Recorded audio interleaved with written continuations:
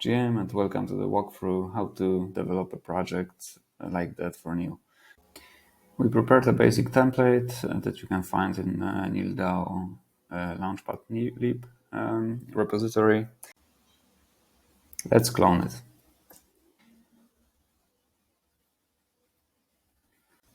Key files in the repo are metadata, which is describing the project.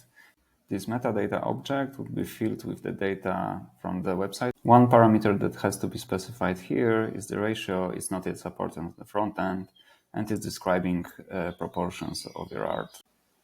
Next up, we have a source folder. It contains two files. Nil Launchpad is the main library, which is providing deterministic random number generator. This is crucial for a drop because we want to maintain deterministic numbers from a seed. Next up, we have a source folder with Nil Launchpad. This is a library which is providing deterministic random numbers and some helper functions that allow you to maintain the aspect ratio defined in metadata, and as well specified threads for your drop. All the necessary functions are exported from the module, so you can focus on preparing your project.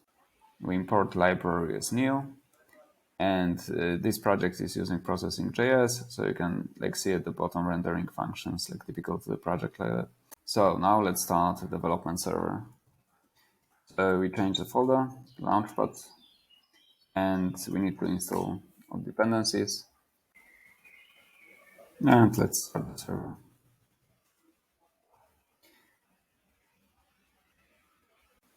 Development server starts in preview mode. So on each refresh, it's generating a new image.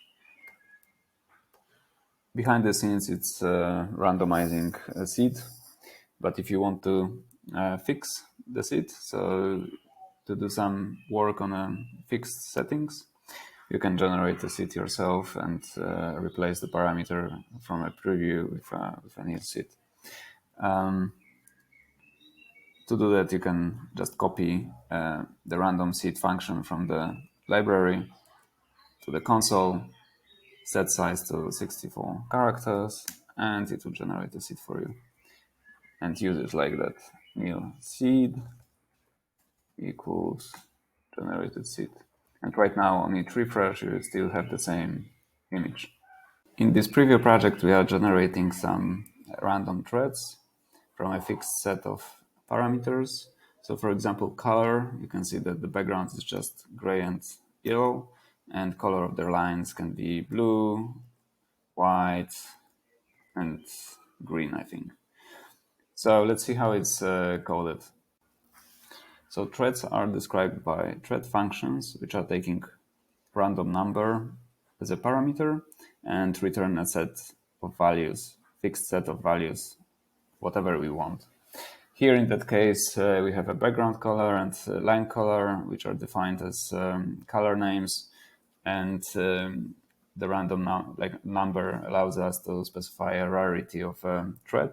So in that case, it's 50-50. It can be either gold or silver, or line color, like the more rarest one, it's a green color.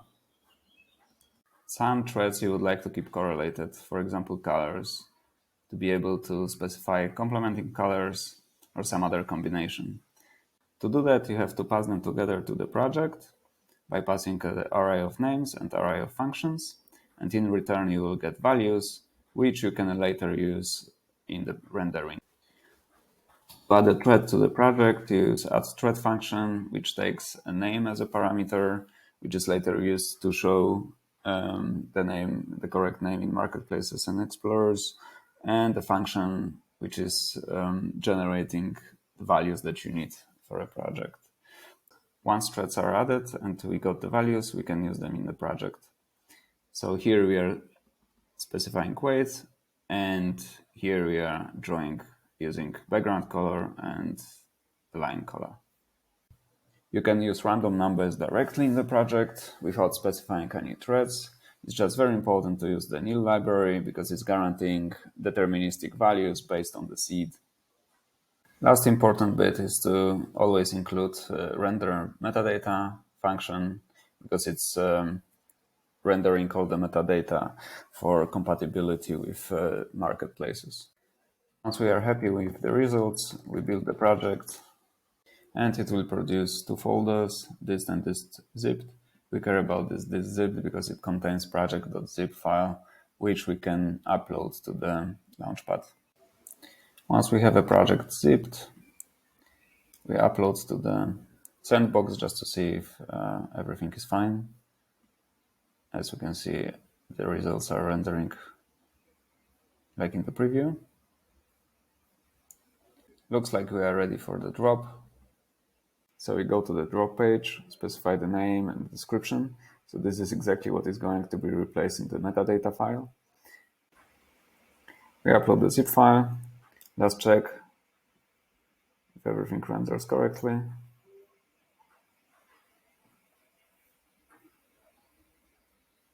Specify the details of our drop.